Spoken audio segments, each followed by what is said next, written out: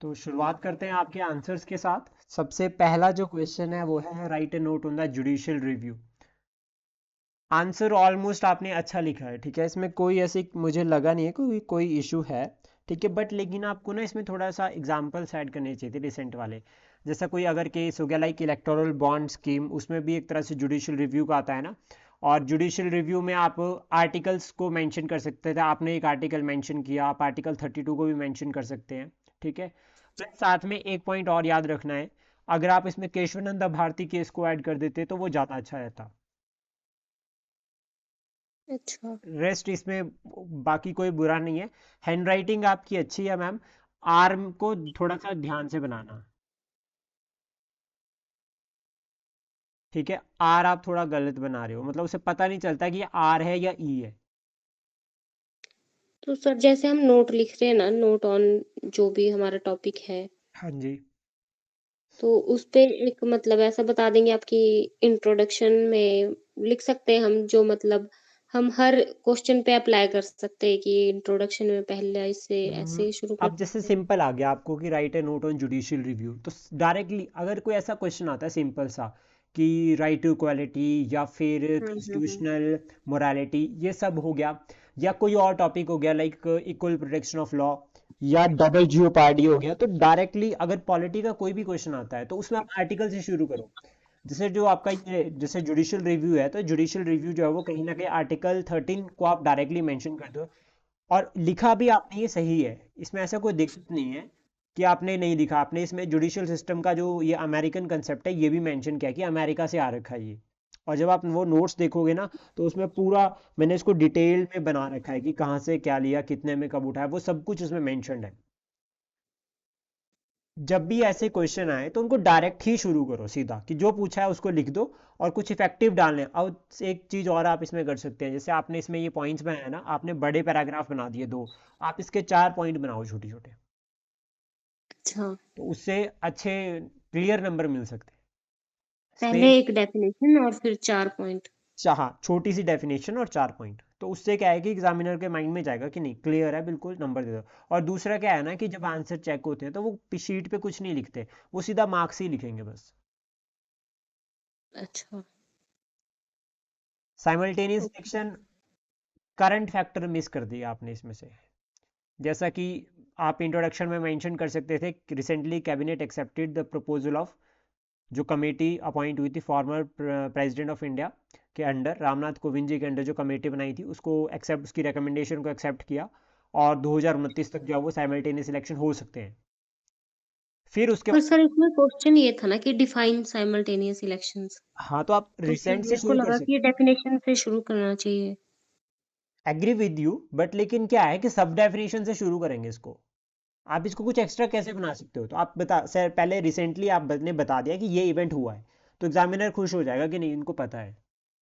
Then उसके बाद फिर वन नेशन साइमल्टेनियस इलेक्शन, मतलब वन नेशन वन इलेक्शन, जिसमें जो है वो लेजिस्लेटिव असेंबली और एमएलए एमपी दोनों के इलेक्शन एक टाइम पे हो रहे हैं। असेंबली और जो आपकी सेंट्रल है पार्लियामेंट, उन दोनों के इलेक्शन जो है वो एक साथ हो रहे हैं।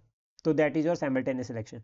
फिर इसमें आप थोड़ा सा ये बता सकते थे कि ये भारत के लिए नई टर्म नहीं है, इससे पहले भी 1952 से लेकर 1967 तक जो है वो इलेक्शन जो है वो एक साथ हुए हैं।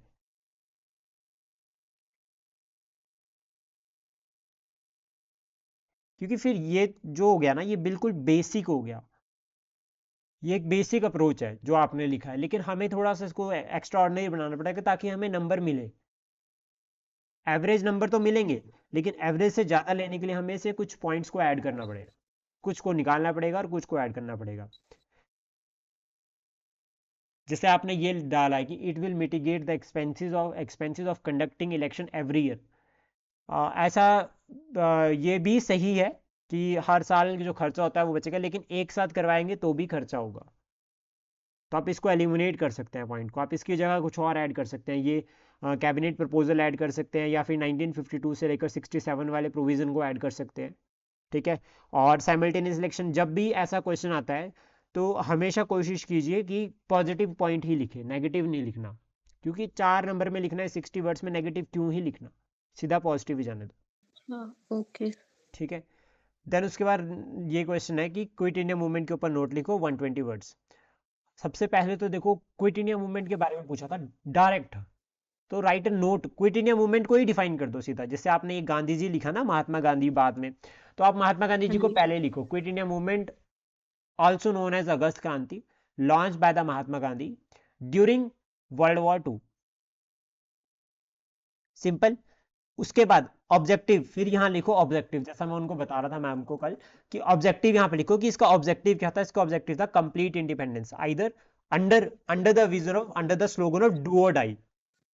कंप्लीट इंडिपेंडेंस चाहिए और डू और डाई का स्लोगन था, जिसके मतलब डू और डाई का विजन था, उसके अंडर ये पूरा ऑब्जेक्टिव था कि कंप्लीट आज़ादी चाहिए।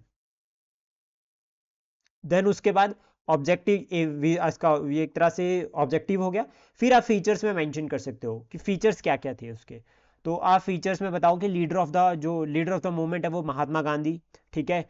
मूवमेंट जो है वो वायलेंस और नॉन वायलेंस दोनों पर बेस्ड थी। इनिशियली अर्बनाइज थी, उसके बाद जो है वो मासिस में स्प्रेड हो गया, पूरे नेशन वाइड स्प्रेड हो गई, ठीक है। दो फेजेज आते हैं, एक रूरल एरियाज में, एक अर्बन एरियाज में। देन उसके बाद आप इसमें और पॉइंट बता सकते हैं कि पैरेलल गवर्नमेंट फॉर्म्ड हुई थी। सतारा, बलिया और एक और जगह है वहाँ नागपुर में, इनमें जो है वो आपका जो है वो पैरेलल गवर्नमेंट बनी थी, आप इसको मेंशन कर सकते हैं। हिंदू मुस्लिम यूनिटी को आप यहाँ पर हाईलाइट कर सकते हैं, पर जरूरत नहीं है क्योंकि क्लैशेस भी हो रहे थे।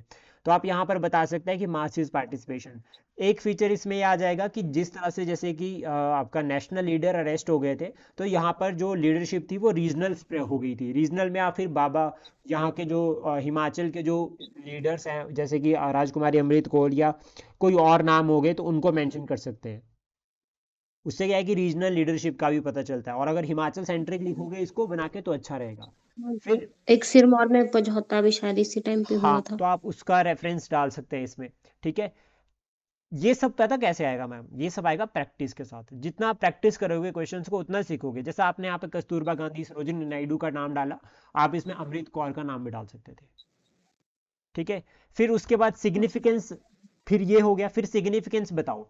तो सिग्निफिकेंस में सबसे पहले तो आपने बताना है कि यहाँ पर मासेस का पार्टिसिपेशन था, ठीक है। मास मतलब जो है कि सबसे बड़ी मूवमेंट भी कहा गया है, ठीक है। और मूवमेंट जो है वो आपका एक तरह से पैरेलल गवर्नमेंट जब बना रहे हैं, तो कहीं ना कहीं सेल्फ कॉन्फिडेंस की भी जो है वो यहाँ पे बात की जा सकती है कि वो भी सिग्निफिकेंस था। और ये लास्ट फेज की मूवमेंट थी, फाइनली कन्वर्ट जो एंड हुआ इसका 1944 में, और जो है वो फ्रीडम के साथ ही कंप्लीट हो गया। कि लास्ट जो है वो फेज आपका जो आपने इसमें ऐड किया है। प्लस क्विट इंडिया मूवमेंट के रिगार्डिंग आप एक फैक्ट और भी डाल सकते हैं, अगर आप डालना चाहें, कि अभी इसको कितने साल हो गए हैं कंप्लीट, ये भी मेंशन कर सकते हो। या अच्छा। फिर आप जैसे ये अगर आप थोड़ा सा इसको और लिंक कर सकते हो, तो आप इसको 2047 के साथ लिंक करो, कि 2047 से पहले 2042 आएगा, जिसमें जो है वो मूवमेंट को 100 साल हो जाएंगे। तो हमारा जो डेवलप्ड कंट्री बनने का जो विजन है वो हम 2042 तक ही अचीव कर सकते हैं, जिससे हम जो है वो क्विट इंडिया मूवमेंट, इतनी बड़ी जो मूवमेंट हुई, उसको भी एक ट्रिब्यूट पे कर सकते हैं। जितना अच्छा। मल्टी डायमेंशनल अप्रोच के साथ लिखोगे ना, उतना अच्छा लगेगा, उतना सही भी दिखेगा, और एक तरह से कनेक्टिविटी रहेगी। फिर ऐसा नहीं रहेगा कि ये सिर्फ किताबी ज्ञान है, ये समझ वाला ज्ञान है, हाँ जी। ठीक है। देन उसके बाद नेक्स्ट है, discuss the factor responsible for the formation of Muslim league. आपने ना इसकी इंट्रोडक्शन बहुत अच्छी लिखी है, बिल्कुल क्लियर इंट्रोडक्शन थी, और स्पेस जो है वो लाइन के बीच में ज्यादा है, ये ध्यान रख, हाँ क्योंकि जी। वहां पे एक शीट मिलेगी, एक मतलब जिसके ऊपर आपको लिखना होगा वो इतना सा एक शीट, एक A4 जितना ही स्पेस होगा। लेकिन क्या है कि ये थोड़ा सा खुला लिख दिया आपने इंट्रोडक्शन। बाकी पॉइंट्स जो है वो आपके इसमें अच्छे हैं।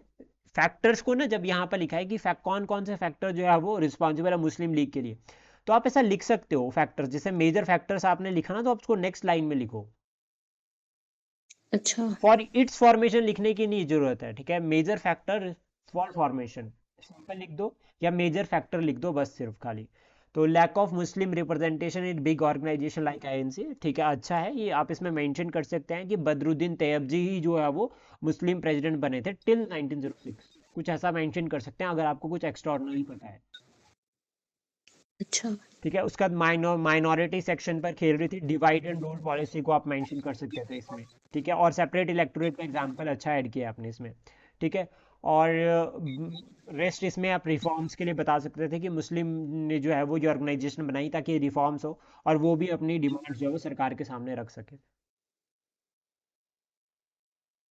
और कंक्लूड आपने इसको अच्छा किया है, these are some factors that led to the Muslim League formation, ठीक है। और उसके बाद जो है वो ये रिजल्ट किस में कन्वर्ट हुआ, सेपरेट कंट्री पाकिस्तान की फॉर्म में। तो ये सही है, मतलब इसमें कोई इशू नहीं है कंक्लूजन में इसके, अभी के लिए इतना ठीक है।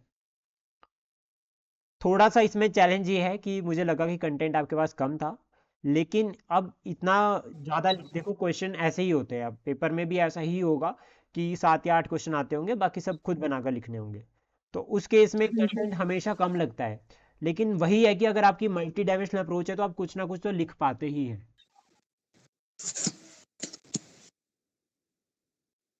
नेक्स्ट उसके बाद है define financial inclusion. Financial inclusion को आपने अच्छा डिफाइन किया है बिल्कुल क्लियर, मतलब इसमें कोई मुझे ऐसा इशू नहीं लगा, ठीक है।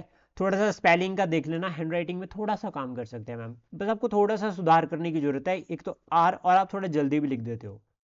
बाकी इसमें पॉइंट्स आपने अच्छे मेंशन किए हैं। आप इसमें एचपी सेंट्रिक एग्जांपल्स को ऐड कर सकते थे, लाइक जैसे कि मान लीजिए किसान क्रेडिट कार्ड हो गया, या हिमाचल प्रदेश की फाइनेंशियल इंक्लूजन से रिलेटेड स्कीम कौन सी है, एमजी नरेगा को मेंशन कर सकते हैं इसमें, आप उसके थ्रू भी पैसे जी उठा रहे हैं, नरेगा। हाँ। ठीक है। आप इसमें मेंशन कर सकते हैं अभी जो वुमेन के लिए 1500 रुपये देने का बात हुई थी, ठीक है, वो स्कीम उसको मेंशन कर सकते हैं हिमाचल प्रदेश की, ठीक है। और भी बहुत सारे हिमाचल प्रदेश के जो है वो फाइनेंशियल इंक्लूजन से रिलेटेड, अगर हिमाचल सेंट्रल की डालते हो ना, जैसे कि वो पैसा हाँ देते हाँ। हैं आपको, जो मैरिज वाला होता है उसमें 31st या 1000 जाते हैं, ठीक है, शगुन, हाँ, वो भी शगुन आप, योजना। हाँ वो भी आप इसमें मेंशन कर सकते हैं, तो हिमाचल सेंट्रिक डालोगे तो ज़्यादा बेहतर रहेगा। और इसके लिए ना दिव्य हिमाचल पढ़ा करो, हिंदी में फटाफट से एक बार ही देख लिया, वो बहुत हेल्प करेगा, ठीक। अच्छा, ओके सर। अच्छा, डे 2 पे चलते हैं, आपके आंसर्स डे 1 वाले आंसर्स है ना अभी, ठीक है, डे 2 वाले आंसर, ये रहा माइक्रोबियल रेजिस्टेंस वाला ना। हाँ जी। माइक्रोबियल रेजिस्टेंस की इंट्रोडक्शन बहुत अच्छी लिखी है आपने, अंडरलाइन भी इसको सही किया। और एक बात ध्यान में रखना, अंडरलाइन करने की आदत ना साथ साथ में डाल देना, क्योंकि एग्जाम में टाइम नहीं लगता। अगर आप हाँ सोचोगे कि जी। बाद में अंडरलाइन करेंगे तो नहीं, क्योंकि वो 3 घंटे हो जाते हैं पूरे। आप इसमें देखो ये पॉइंट्स बहुत सारे अच्छे हैं, सिर्फ आपको इसमें रिसेंट डाटा ऐड करना था कि कितनी डेथ हो गई है, ठीक है, और अभी रिसेंटली गवर्नमेंट ने क्या इनिशिएटिव लिया, बाकी सारा सही। उसमें क्या रिसेंट इनिशिएटिव्स हो सकते हैं सर? रिसेंट इनिशिएटिव है इसमें, एक तो कर्नाटक केरला गवर्नमेंट ने भी शुरू किया है, मुझे वो स्किप कर रहा है, मैं आपको बता दूंगा वो करंट अफेयर में मैंने कवर कर रखा है। रिसेंट वो इनिशिएटिव है दो तीन। मतलब। एक तो आप ऐसा भी कर सकते हैं कि एंटी माइक्रोबियल रेजिस्टेंस के अगेंस्ट कैंपेन, अवेयरनेस कैंपेन शुरू किया है, ठीक है। और आप इसमें ऐड कर हम्म। सकते हैं टेली मेडिसिन को। टेली मेडिसिन मतलब अगर कोई फार फ्लंग रीजन है, रिमोट एरियाज है, वहाँ से हॉस्पिटल नहीं जा सकते, डॉक्टर से नहीं कॉन्टैक्ट कर सकते, तो विया टेली मेडिसिन जो है वो आप डॉक्टर से कॉन्टैक्ट कर सकते हैं। तो एक तरह से वो डिजिटल इंडिया का इनिशिएटिव, डिजिटल इंडिया के अंडर वो शुरू किया है ना, ताकि आप आत्मनिर्भर भारत को डाल सकते हैं इसमें, ट्रांसपेरेंसी इनिशिएटिव्स डाल सकते हैं सरकार के।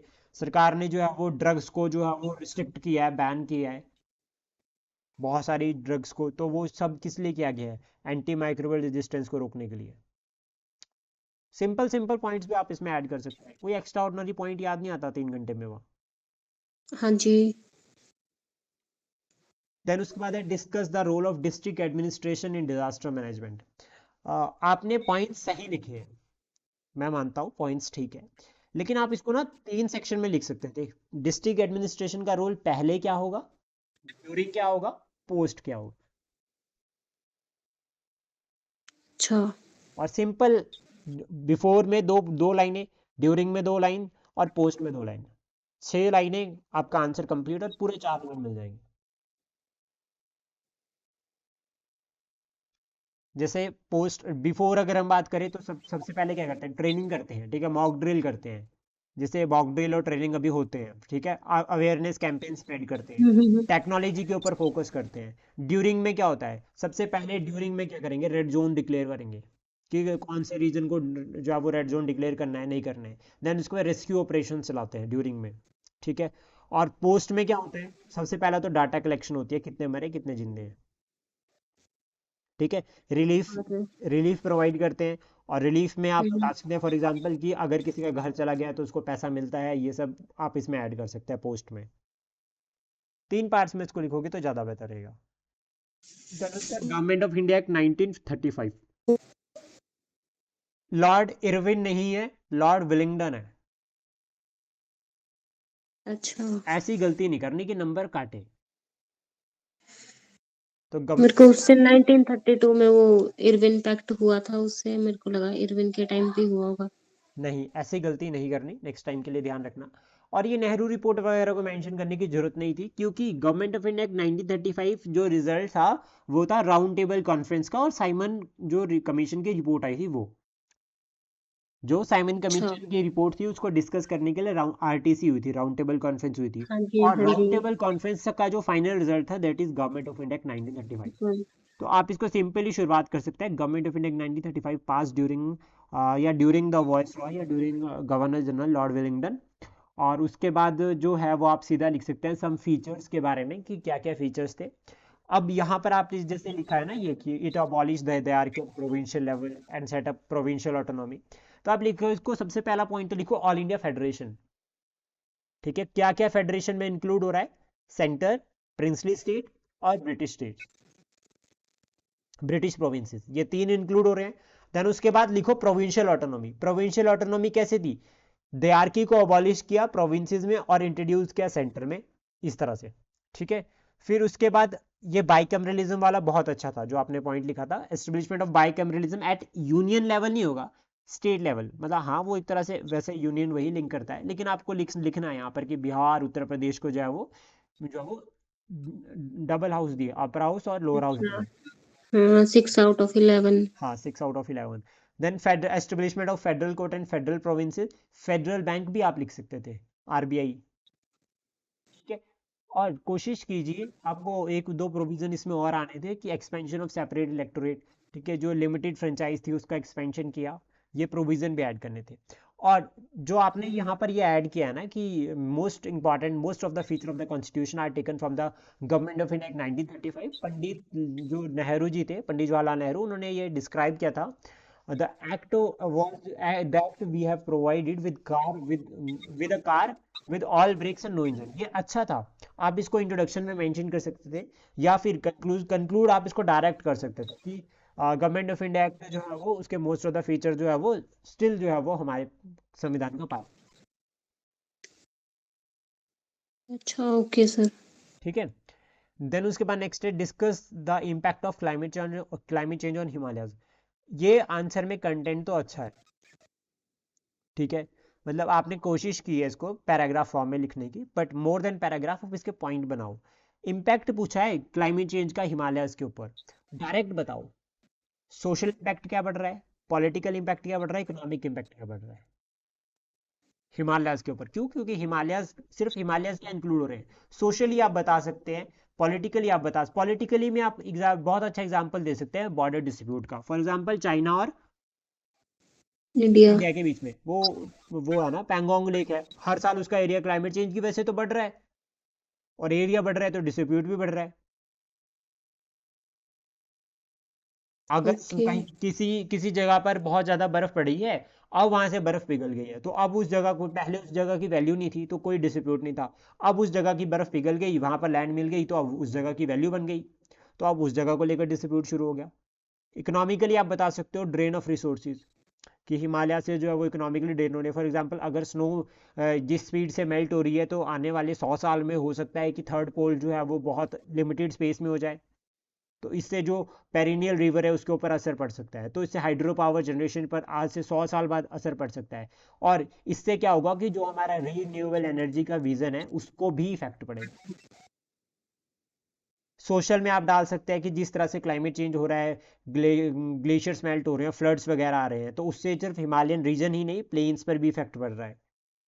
राइज ऑफ सी लेवल हो रहा है तो उससे बहुत सारे आइलैंड जो है वो डूबने वाले हैं।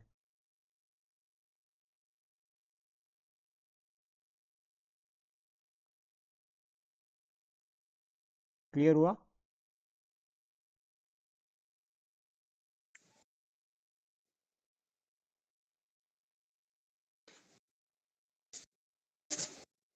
इकोनॉमिक में आपने एक पॉइंट यहाँ पर और भी ऐड किया ना, जैसे कि डिजास्टर मैनेजमेंट वाला या अवेयरनेस, इको टूरिज्म, ये आपके वे फॉरवर्ड हो गए बहुत अच्छे। इकोनॉमिक में आप ये भी लिख सकते हो कि जो रीजनल एक्टिविटीज़ है वो भी इफेक्ट होगी।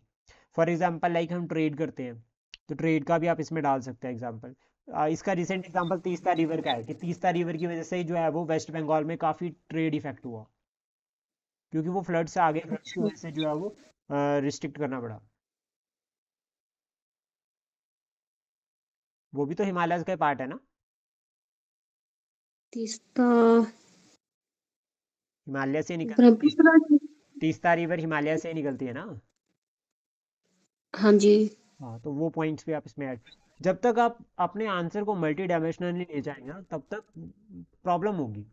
तो उस प्रॉब्लम को एड्रेस करने का सबसे बेस्ट तरीका यही है कि जो है वो हम एक ऐसी अप्रोच रखें मल्टी डायमेंशनल।